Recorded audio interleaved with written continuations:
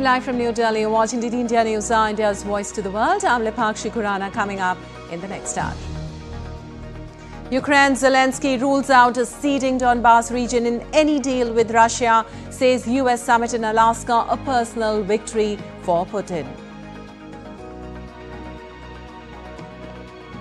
Hamas delegation arrives in Cairo to revive a US-backed Israel-Gaza ceasefire plan and hostage deal. Mexico hands over 26 more cartel suspects to US authorities amid rising pressure from Trump to dismantle the country's powerful drug organizations. Third India and Singapore ministerial roundtable to convene in New Delhi today, expected to finalize key MOUs, focus on trade, energy and technology.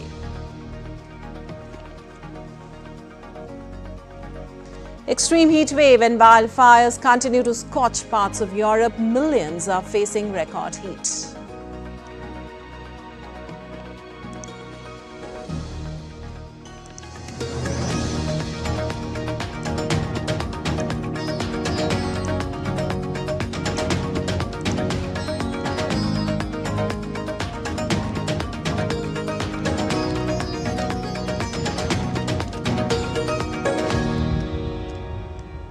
And on to the details now. As the presidents of US and Russia are meeting in Alaska on Friday, concerns are emerging over Ukraine being left out, where a possible deal may emerge to end the conflict.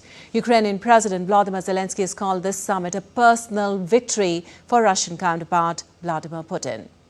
Zelensky has expressed concern that Russia will put forward hardline demands and that Trump will hammer out a deal that will demand Ukraine cede swathes of territory.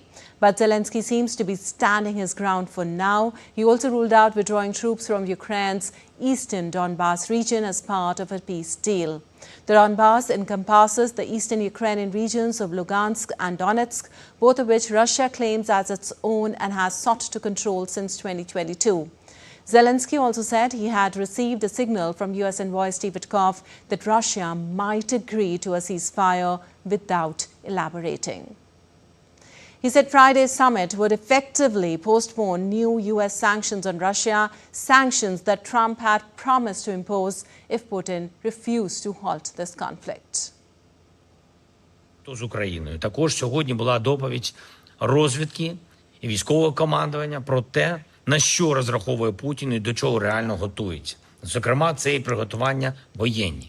Він точно не готується до припинення вогню і війни. Путін налаштований тільки на те, щоб подати зустріч з Америкою як свою особисту перемогу. І далі продовжувати діяти так, як і раніше. Тиснути на Україну так, як і раніше. Well, in the first US-Russia summit since 2021, Putin and Trump will meet on Friday at Elmendorf Air Force Base in Anchorage, Alaska. To prepare for the summit, Russian Foreign Minister Sergei Lavrov held a call with US counterpart Marco Rubio, who told a US radio show earlier that Trump did not regard the meeting as a concession to Russia. The White House, meanwhile, confirmed that the meeting came about after Putin requested it, though Trump is open to a trilateral meeting with Putin and Zelensky later. Ukraine and its European allies fear that Trump, keen to claim credit for making peace and seal new business deals with Russia's government, will end up rewarding Putin for 11 years of efforts to seize Ukrainian territory, the last 3 in open warfare. They will hold a virtual meeting with Trump on Wednesday to underscore those concerns before the Putin summit. Meanwhile, US Secretary of State Marco Rubio said the president wanted to size up Putin directly. Along those lines, Trump administration tempered expectations for major progress towards a ceasefire, calling the summit a listening exercise. I think this is a listening exercise for the president. Look, only one party that's involved in this war is going to be present. And so this is for the president to go and to get, again, a more firm and better understanding of how we can hopefully bring this war to an end. And now let's take a look back at previous historic encounters between the two nuclear powers, the United States of America and the Russian Federation. Nikita Khrushchev's visit was significant as it marked the first time a Soviet leader had traveled to the US. In Hollywood, he delivered one of his legendary rants to an audience that included Marilyn Monroe and Elizabeth Taylor. The summit concluded with a statement that the two superpowers worked towards talks on disarmament and on the status of Berlin that the Cold War had divided. In 1961, the summit at the former Imperial Palace in Vienna was an icy encounter befitting the Cold War era, made chillier by the failed US Bay of Pigs invasion of Cuba that happened shortly before. Berlin was top of the agenda, but 2 months later, the wall dividing the city would be built. A year later, the Cuban Missiles Crisis brought the world to the brink of nuclear war. The Vietnam War cast a long shadow over the Moscow summit that would prove key in ushering in the period of detente between the two superpowers, as they signed the SALT and ABM weapons control treaties. In a joint declaration, Richard Nixon and Leonid said peaceful coexistence was the only basis for mutual relations in a nuclear age. The two men met twice more while they were in power, underlining that thaw in ties. But relations would later chill again with the Soviet invasion of Afghanistan in the year 1979. In 4 years, Ronald Reagan and Mikhail Gorbachev had four summits. In their first encounter, Reagan was still berating the evil empire, suggested he and Gorbachev go for a walk to get some fresh air by Lake Geneva. When they returned, the talk was of chemistry. Reagan found Gorbachev very comfortably, very easy to be with. At the third of four summits in December 1987, both the powers agreed a treaty to eliminate their short and intermediate range nuclear missiles.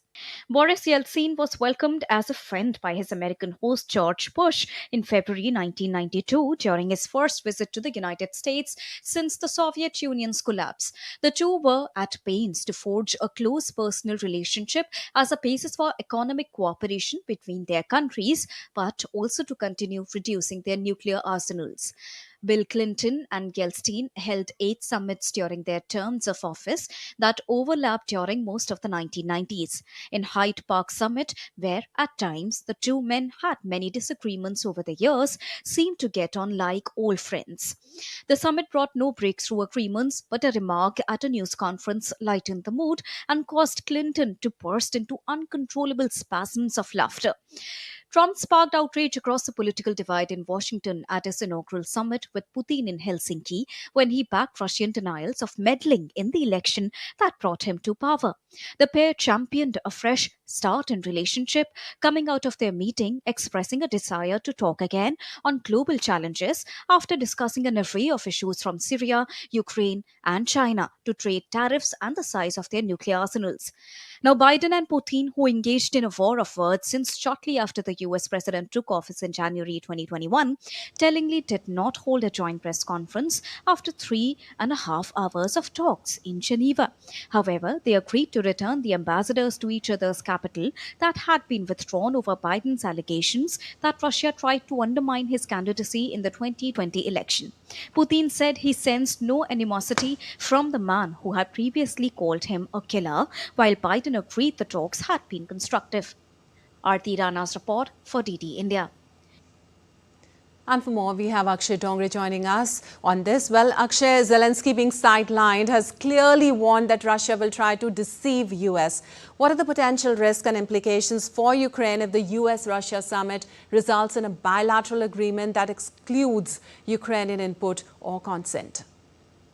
Lipakshi, what we are seeing is a sort of a roller coaster in global diplomacy, especially when it concerns to a war. Now, perhaps Donald Trump doesn't understand the seriousness of the situation, or he is just desperate to get a deal done.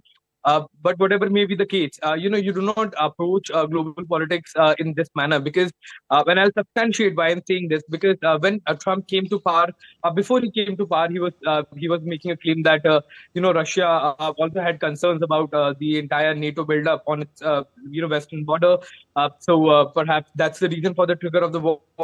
So initially he sided with the Russians, and when he came to the power as well, we saw the kind of standoff that took place between Trump, J.D. Vance and Zelensky when Zelensky visited them in the Oval Office over a range of things. In fact, we also saw the condescending tone of Trump and J.D. Vance when it comes to the meeting, when there was a meeting happening between the two leaders of Ukraine and the US.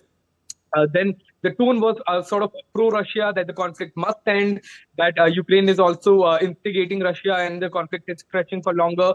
Then Trump tried to, reach out to Putin with his demands, or rather with his calls to end the conflict. When that didn't happen, he again turned back on Putin and then sided with Zelensky, called him again for a meeting, and then tried to build more pressure on Russia, even implementing, tariffs on the countries that are importing Russian oil, like India, and it has become a huge issue, the kind of diplomacy that is being played. Then again, now Donald Trump is saying that, he has made a statement that when asked that whether there will be a meeting with Zelensky or not, he has said that there have been a lot of meetings with Zelensky already and they haven't resulted into anything. And that's perhaps the reason why he wants to have a meeting with Putin this time. So this kind of going back and forth as far as the two leaders are concerned, perhaps this sort of diplomacy is new, that is being introduced by the US president. Right. But as far as tried and tested diplomatic approaches by the former presidents of the US are concerned, or the other, world leaders, this seems like a very, very, new approach as far as solving a conflict is concerned, if that it gets resolved. But tomorrow there is going on 15th there is going to be a meeting in Anchorage. It's significant because it has an equal distance from both Moscow and Washington D.C. So it becomes an important thing, and perhaps that's one thing that is that is well thought by the US as far as the decision is concerned, because it's providing Russia that equal footing with the US that it has been seeking for a very long time. It has been asking to be respected as a global power. It has been asking US to respect its boundaries. So this perhaps seems to be a first step in the right direction.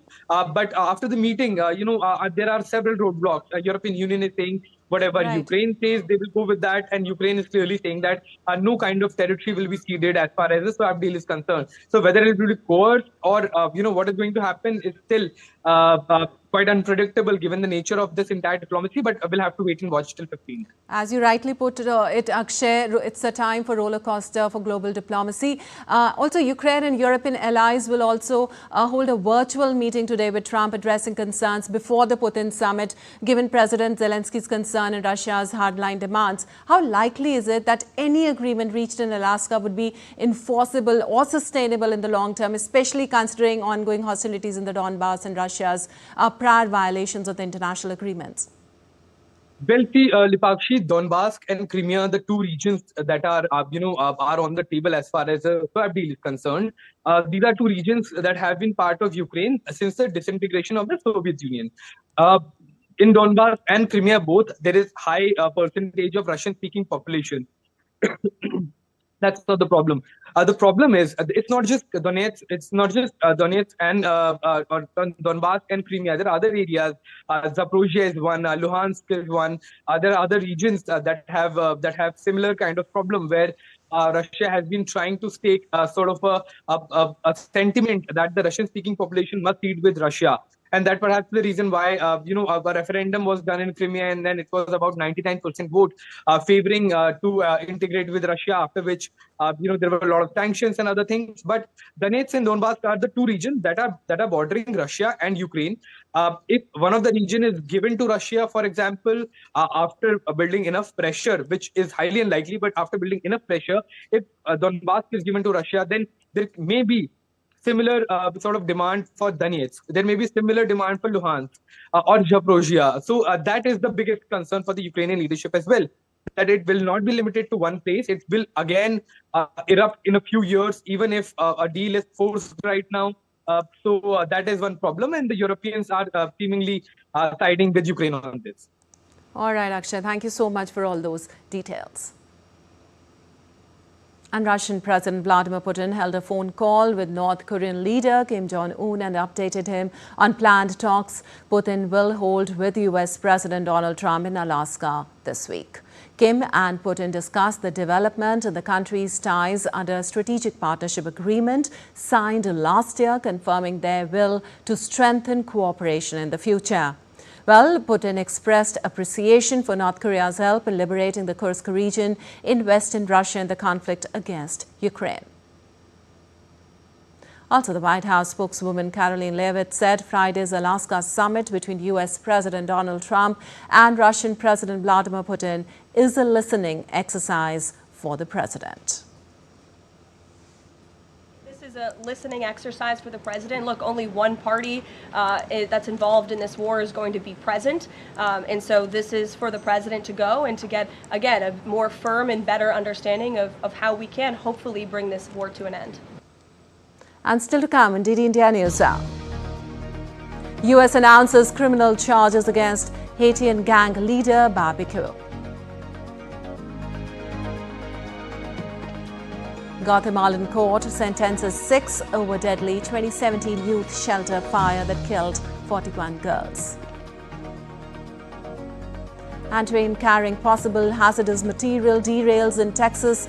Fire contained, no injuries reported.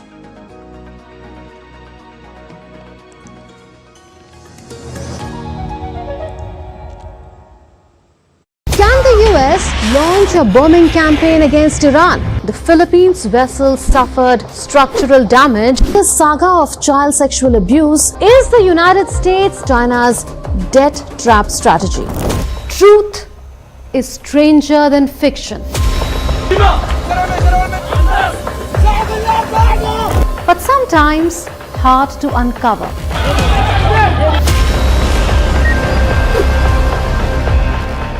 Trust us to tell the truth, unadulterated and pure, of every story that matters to you.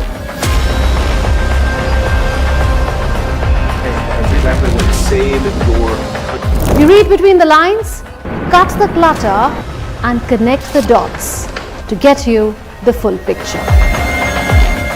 Watch Connecting the Dots at these times with me, only on DD India.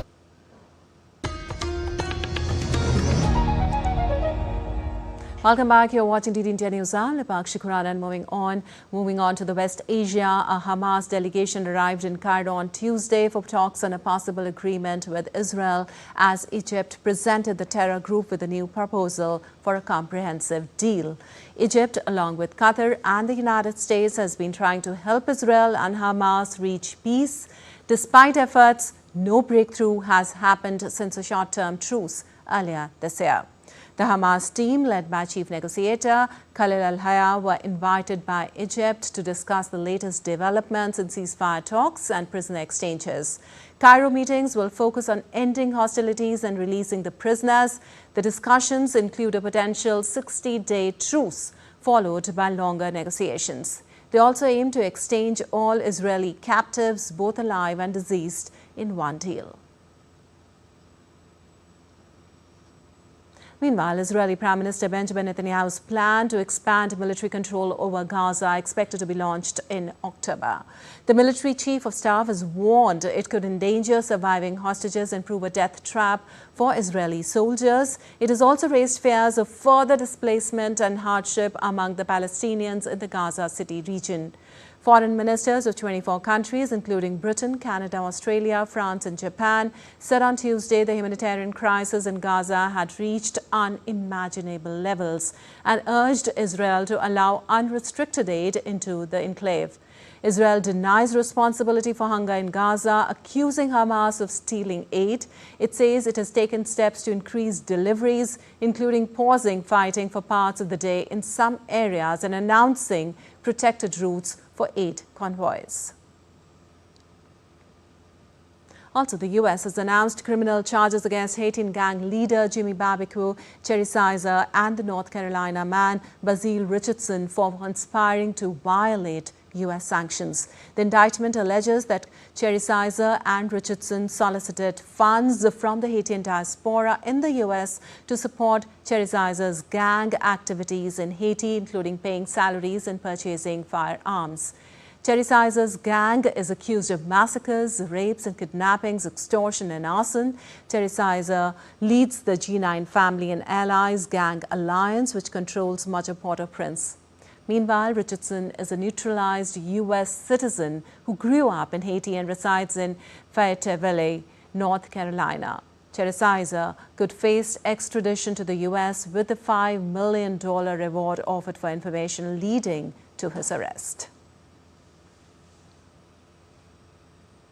And in the United States, members of the National Guard arrived at the D.C. Armory on Tuesday, a day after President Donald Trump announced he was deploying 800 National Guard troops to Washington and temporarily taking over the city's police department. In addition, Trump will send about 500 federal law enforcement agents to supplement the city's police force during the 30-day emergency deployment. It is the second time this summer that the Republican president has deployed troops to a city governed by Democrats.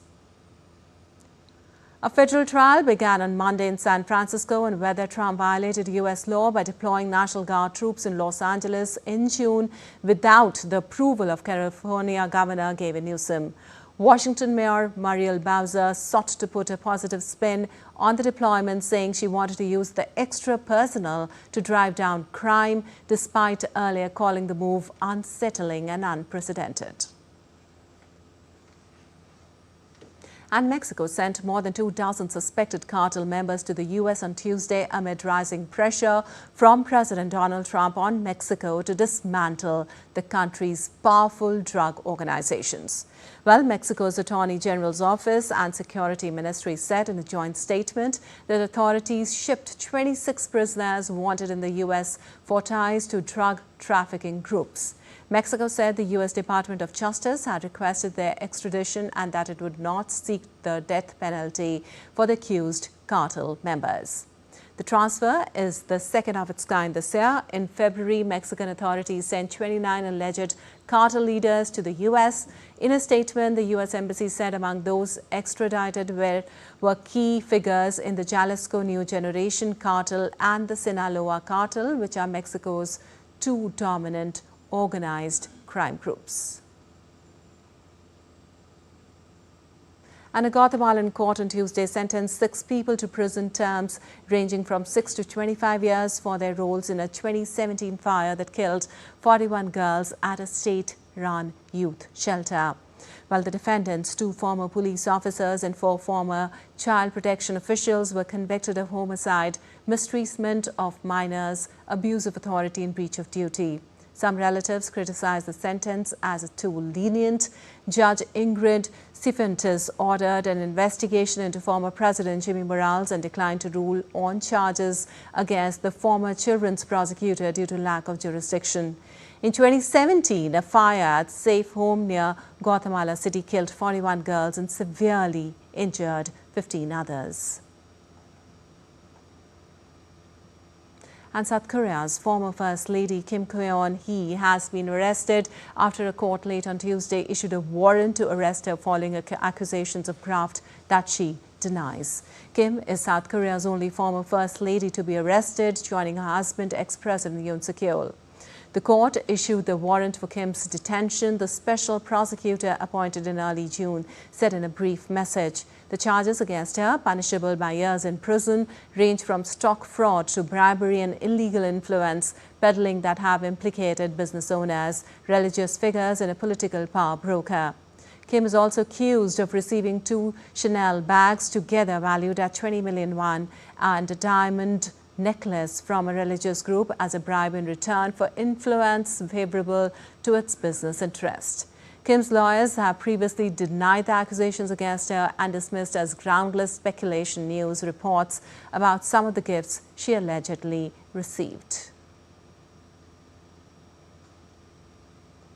And a train possibly carrying hazardous material was derailed in Texas on Tuesday. Palo Pinto Fire Department is working to contain the fire, where approximately 35 Union Pacific cars derailed. The train belonged to the U.S.'s largest freight railroad, Union Pacific. The railroad said additional crews were in transit, though there are no reports of injury, and an incident investigation was underway.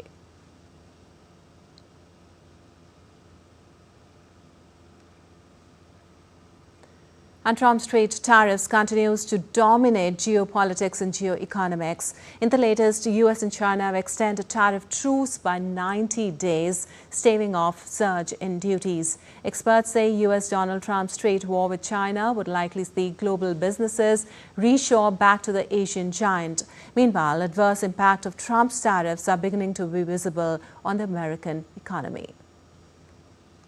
And South Africa is set to submit a revised trade deal proposal to Washington in a bid to ease the hefty 30% tariff imposed by US President Donald Trump on its exports last week. South Africa has said that move follows months of unsuccessful negotiations to secure an agreement before Trump's deadline.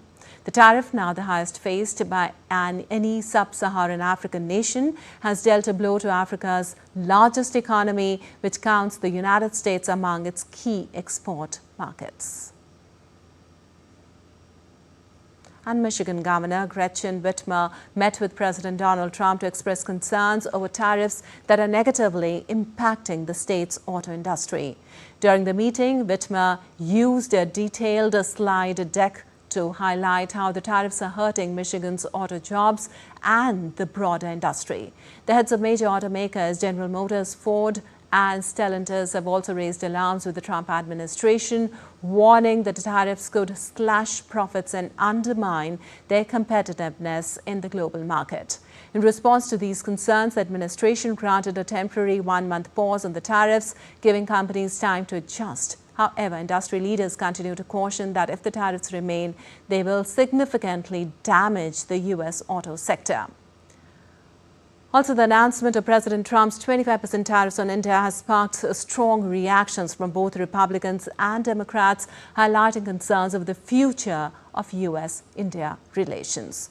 Gregory Meeks, a Democratic representative from New York who has served since 1998, warned that these tariff risks are damaging the long-standing strategic, economic and people-to-people ties between the two nations. Meeks called for a respectful resolution to address trade concerns without jeopardizing this important partnership.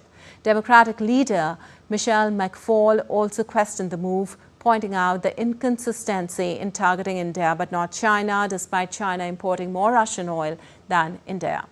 From the Republican side, Nikki Haley criticized Trump's tariffs on India, particularly in light of China receiving a 90-day tariff pause despite its significant Russian oil imports. Haley urged the administration not to harm the U.S.-India alliance, emphasizing that favoring China while straining ties with India could have negative long-term consequences. And the United States on Tuesday announced sanctions against an armed group aligned with Congo's military, as well as a Congolese mining company and two Hong Kong-based exporters over armed violence and the sale of critical minerals. Well, the measures are the latest taken by the administration of President Donald Trump to try to bring peace to eastern Congo, spurring violence that has killed thousands of people.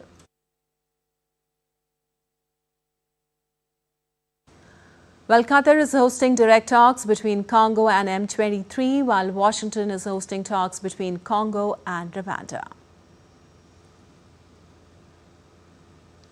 And now let's take a look at other stories making news around the world.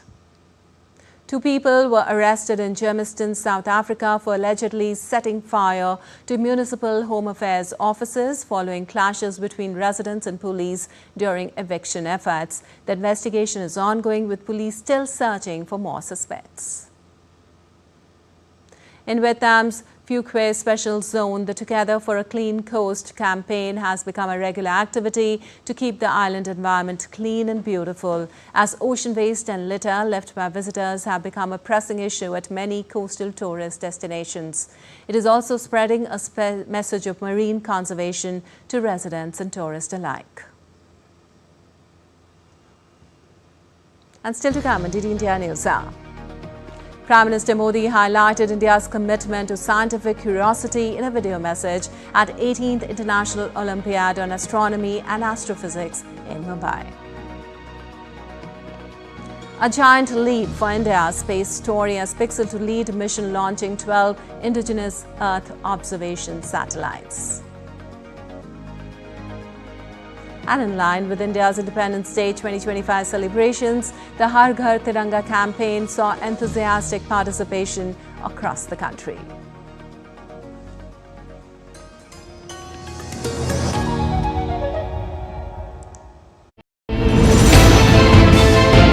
Geopolitics and trade deals. Economic challenges amid development. Hard work and the path to prosperity. It's the economy always. Between walkers, money is what money does and says. Supply creates its own demand. Between the bulls pulls and bears tears. When supply chains globalization and India rises to the podium. We'll get you centered with the economic brief at 8 p.m. every Thursday on DD India.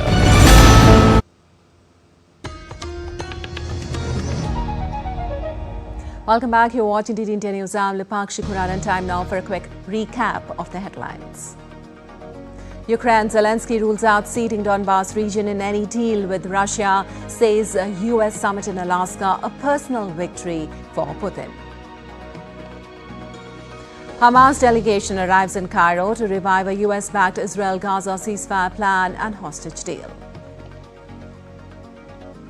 Third India and Singapore ministerial roundtable to convene in New Delhi today, expected to finalize key MOUs, focus on trade, energy and technology. Extreme heat wave and wildfires continue to scorch parts of Europe. Millions are facing record heat.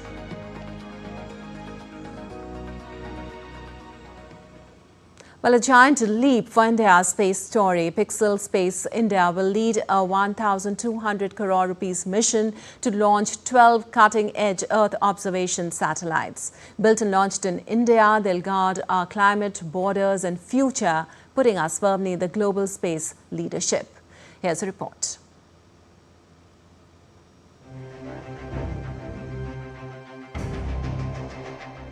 In a historic leap for India's space sector, InSpace has announced the selection of a Pixel Space India-led consortium to establish the nation's first fully indigenous commercial Earth observation satellite constellation. Partnering with PeerSight Space, Satcha Analytics India and Dhruva Space, the consortium will invest over 1,200 crore rupees to design, build and operate 12 state-of-the-art satellites with panchromatic, multispectral, hyperspectral and microwave SAR sensors. These satellites will provide high-resolution data for climate change monitoring, disaster management, agriculture, marine surveillance, national security and more, reducing India's reliance on foreign sources. Under the public-private partnership model, the government will offer strategic and policy support, while the consortium will own and operate the system. Over the next 4 years, the constellation will be deployed in phases, placing India among the global leaders in space-based geospatial intelligence. Tapas Bhattacharya's report, DD India. And the third round of the India-Singapore Ministerial Roundtable will be held in New Delhi on Wednesday. Indian ministers who will participate in the third ISMR are Finance Minister Nirmala Sitharaman, External Affairs Minister Dr. S. Jaishankar and other union ministers along with their Singaporean counterparts. Envisioned by Prime Minister Narendra Modi, ISMR is a unique mechanism for setting a new agenda for India-Singapore cooperation. Its inaugural meeting was held in New Delhi in September 2022 and the second meeting was held in Singapore in August 2024. India and Singapore share a comprehensive strategic partnership. The third round of ISMR will identify avenues to further broaden and deepen our bilateral relations.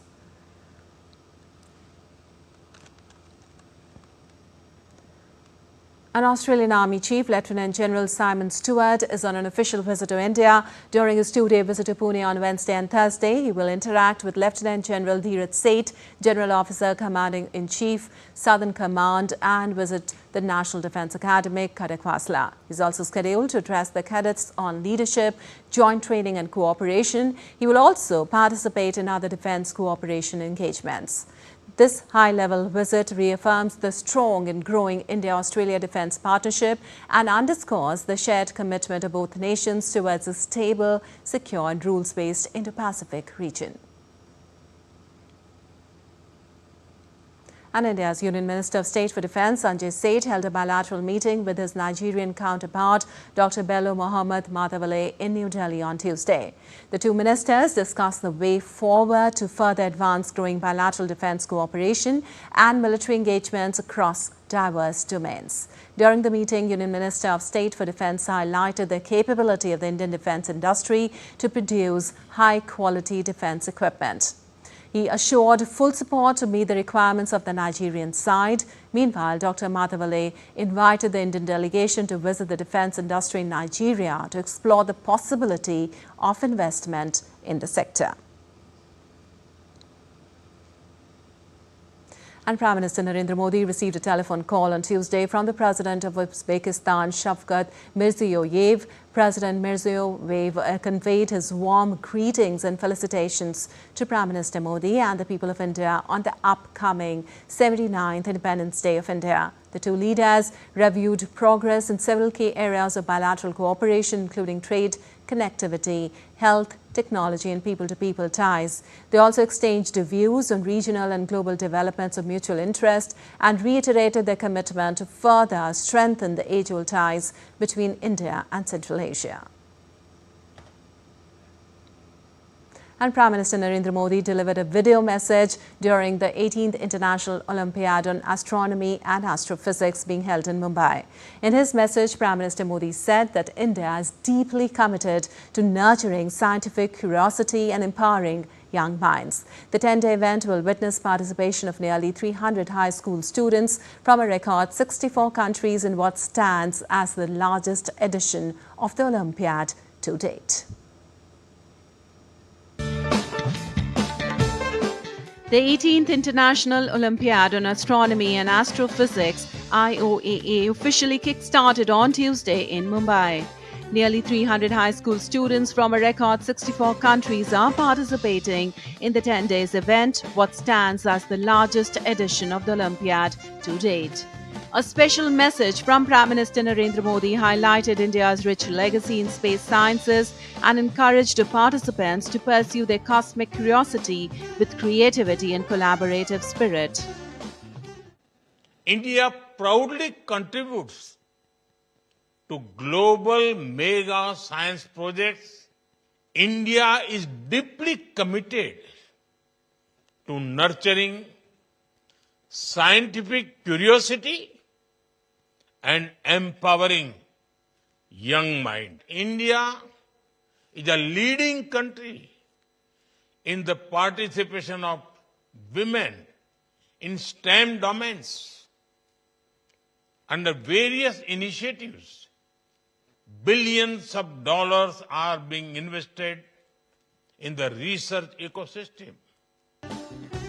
This year's Olympiad is hosted by India with the theme Vasudhaiva Kutumbakam because India believes the world is one family. Principal Scientific Advisor to the Government of India, Professor Ajay Sood, said such events will help Bharat become Viksit. India has made valuable contribution to this field from the very early days with big names like Aryabhatta, Varahamitra Mihra and others in ancient times to Meghnad Saha and several others in more modern times. With important projects like we heard GMRT, Chandrayaan-3, Astrosat, Aditya L1 mission, which is just launched and a lot of beautiful data has come out.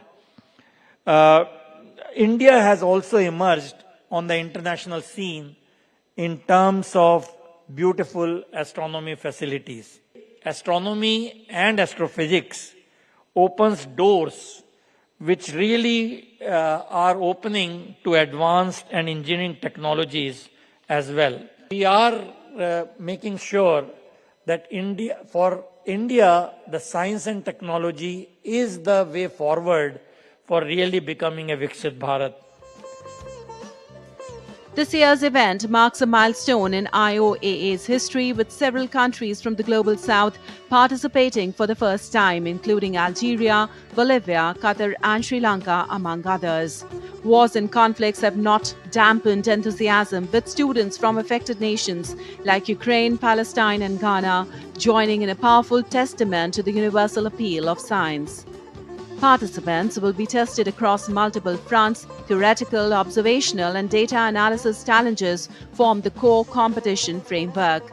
Additionally, the event features an innovative team round to promote cross-border collaboration.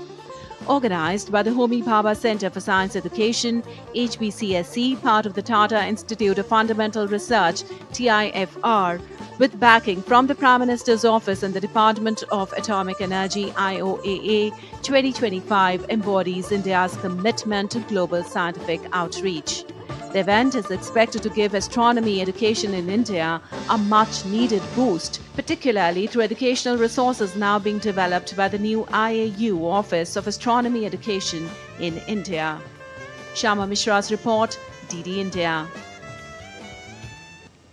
And moving on, Parliament on Tuesday passed a new income tax bill to replace the 6-decade-old Income Tax Act in 1961 before it took a 5-day break and will reconvene on August 18th. The Rajya Sabha returned the bill to the Lok Sabha with a voice note after its swift passage in the lower house last Monday within just 3 minutes amid opposition protest.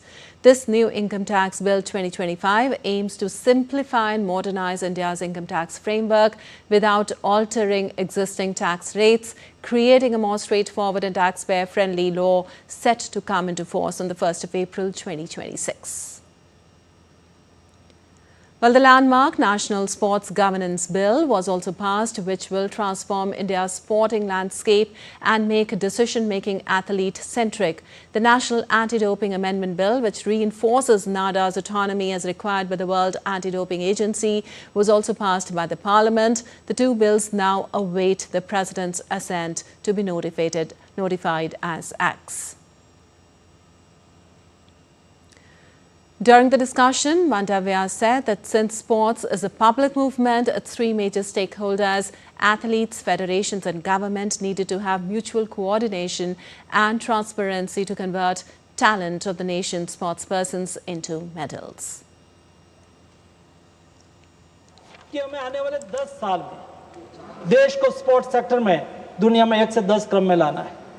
हमें जब देश आज़ादी का शताब्दी वर्ष मनाता हो, यानी कि देश आज़ादी का 100 वर्ष मनाए, हमें विकसित भारत बनना है। विकसित भारत केवल इंफ्रास्ट्रक्चर डेवलपमेंट को मोदी जी ने नहीं कहा है। मोदी जी ने कहा है कि देश सर्वांगीण क्षेत्र में उन्नति करे। स्पोर्ट्स सेक्टर में भी हम दुनिया में 1 से 5 नंबर के मेडल टैली में आना चाहते हैं। उसके लिए स्पोर्ट्स सेक्टर में गुड गवर्नेंस ये बहुत आवश्यक है। Well, in line with India's Independence Day 2025 celebrations, the Har Ghar Tiranga campaign saw enthusiastic participation across the country.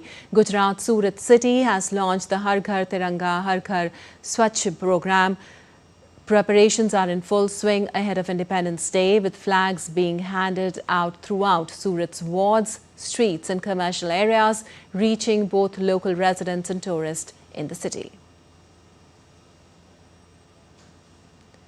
In Ujjain, Tiranga Yatra was organized by the police on Tuesday. The Yatra passed through major sites in the city.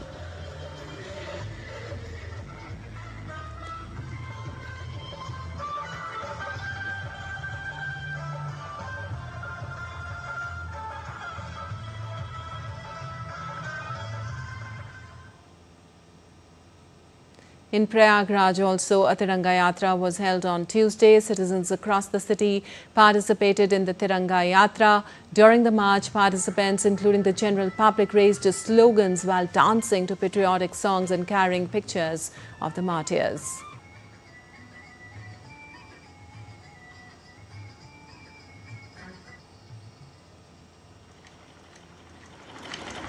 Also, the Har Ghar Tiranga Abhiyan has helped multiple women in getting employment in Prayagraj. The program not only offers financial support but also empowers women by giving them a purpose and encouraging them to engage in productive work.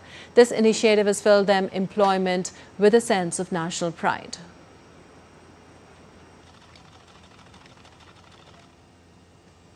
Well, the Himalayas are a superpower. Nature is making us conscious about environment conservation because when nature causes destruction, then it becomes difficult to handle it, said Prasar Bharati Chairman Navneet Sehgal. The Greening the Himalayas Initiative program was organized by India International Centre at Mountain Climate Trust at the International Centre in Delhi. Addressing the program, Prasar Bharati Chairman Navneet Sehgal said that being India's national broadcaster, it is our responsibility to aware the people about environment conversation. He further added that it's our responsibility to leave a better environment and better climate for the coming generations. He said society must make collective efforts along with the government to save nature and the environment. प्रकृति हमको बता रही है कि हमको प्रकृति के प्रति सचेत होना चाहिए। हमको प्रकृति की रक्षा के लिए और विशेषकर जो हमारे पहाड़ हैं, पहाड़ पे हमारे पेड़ हैं, हमारा जो जितना एनवायरनमेंट है वहाँ पर उसके प्रति हमको हर एक नागरिक को इस देश के सचेत होना पड़ेगा। और ये सही समय है कि हम सीखें धराली जैसी घटनाओं से और पर्यावरण के प्रति अपनी जिम्मेदारियां निभाएं। हम अगली जनरेशन को, हम आने वाली अपनी पीढ़ी को एक बेहतर पर्यावरण देकर जाएं, एक बेहतर क्लाइमेट देकर जाएं और ये ना हो कभी कि कोई कहे कि हिमालय कभी कागज़ों में देखना पड़े हमको। तो इसके लिए आवश्यक है कि हम सब लोग मिलें। सरकार जो अपना प्रयास कर रही है, समाज को एक साथ आना पड़ेगा। सरकार और समाज मिलके ही इसको आगे बढ़ा सकते हैं। And at least 10 devotees died and many were injured on Wednesday after a collision between a passenger pickup vehicle and a trailer truck on the Jaipur-Bandikoi Expressway. The tragedy took place near Bapi in Dausa city of Rajasthan. The devotees were coming from Khatu Sham temple in Sikar city when the accident occurred. Over 10 devotees are said to have sustained injuries in Dausa accident between a passenger pickup vehicle and trailer truck. More than 20 devotees were sitting in the pickup van. All the injured have been taken from Dausa to SMS hospital in Jaipur. And now some weather-related updates. First from India, the Indian Meteorological Department forecast widespread heavy rainfall activity across several regions of the country over the next week. According to the IMD, red alert with extremely heavy rainfall is likely over Uttarakhand and Jammu and Kashmir during the next 7 days. The northeastern states will also see intense monsoon activity with Arunachal Pradesh and Meghalaya to witness heavy to very heavy rainfall on Wednesday and Thursday. For Delhi NCR, the weather is expected to be a mix of partly cloudy to generally cloudy skies with occasional light to moderate rain or thunder showers.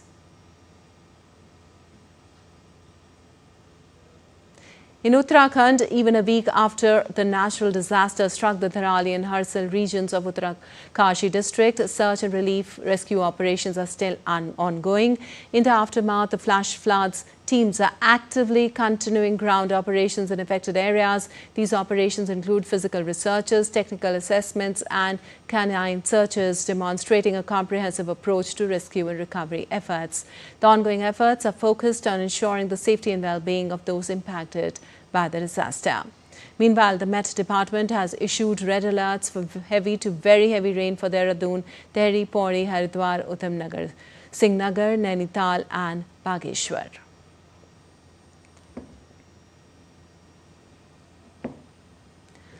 Well, a large swathe of southern and eastern Taiwan shut down on Wednesday and hundreds of flights were cancelled ahead of the arrival of Typhoon Podal, with thousands of people evacuated. Taiwan is regularly hit by typhoons, generally along its mountainous, sparsely populated east coast facing the Pacific. Authorities are also working to evacuate those whose homes were damaged by the July typhoon that brought record winds and damaged the electricity grid in the rare direct hit to Taiwan's west coast. After making landfall, the storm is expected to hit Taiwan's much more densely populated western coast before heading for China's southern province of Fujian later this week.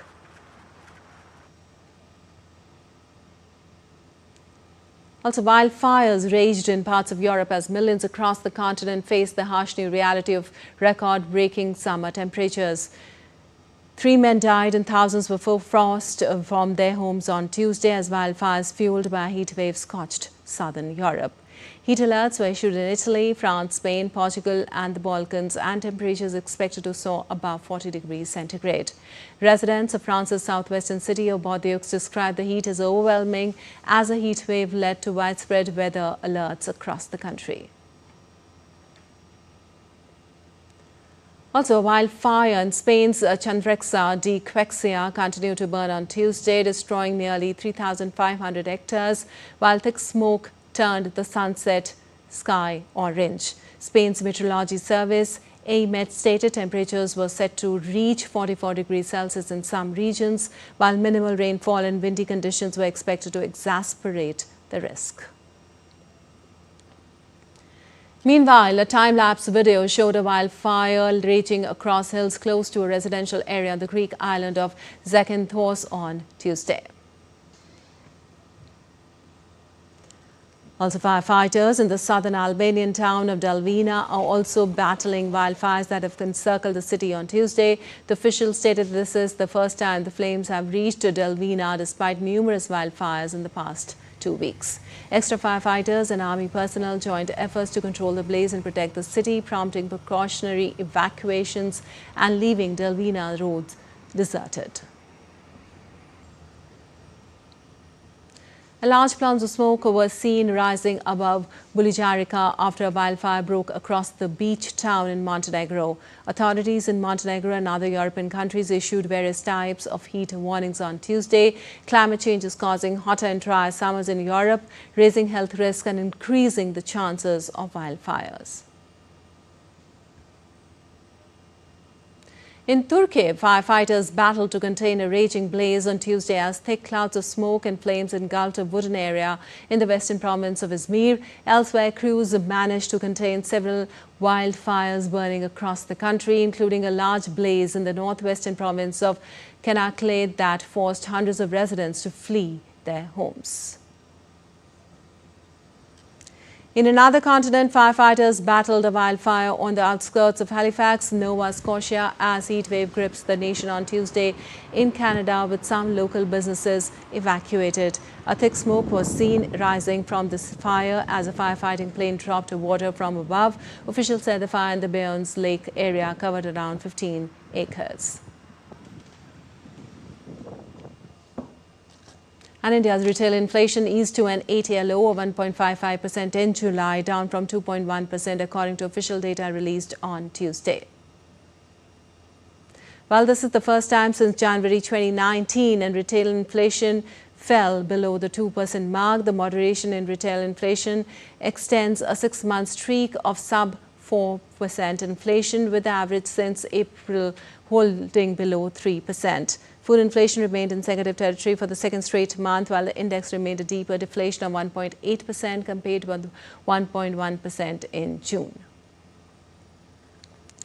The decline was largely led by lower prices of pulses, vegetables, cereals, eggs, sugar and transport costs. The July food inflation reading is the lowest since January 2019. And US President on Tuesday reiterated his call for the US Federal Reserve to lower benchmark rates and cited a major lawsuits against Fed Chair Jerome Powell over renovations of the central bank's bank buildings. The potential move, suggested earlier in a presidential social media post, escalates Trump's continuing pressure on the central bank leader to cut interest rates. White House officially have said they are investigating renovations of 2 historic buildings by the Fed, suggesting poor oversight and potential fraud have driven up the cost unnecessarily and that the project is inappropriately ostentatious to boot. And the S&P 500 and the Nasdaq ended at record closing in highs on Tuesday as the news that United States July inflation rose broadly in line with expectations bolstered bets on a Federal Reserve interest rate cut next month. The Labor Department said the Consumer Price Index rose 0.2% on a monthly basis in July, while annual inflation came in slightly below forecast, drawing calls from U.S. President Donald Trump to lower interest rates. The S&P 500 gained 1.13% to end at 6,445.76 points, while the Nasdaq Composite gained 1.39% to 21,681.90 points. The Dow Jones Industrial Average rose 1.1% to 44,458.61.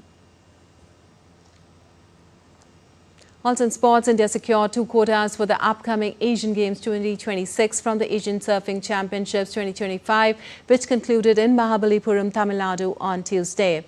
The slots, one each in men's and women's shotboard, were awarded based on ranking points earned at the continental meet, while served as the final qualifying event for Asian Games 2026. With this, India have now bagged the maximum 4 quotas for the Asian Games 2026 to be held in Aichi, Nagoya, Japan, where surfing will make its debut. India's first 2 quotas came at the 2024 edition of the championships in the Maldives. An Olympic champion, Sweden's Armand Mondo Duplantis stunned the world once again after he broke his own world record for the 13th time on Tuesday.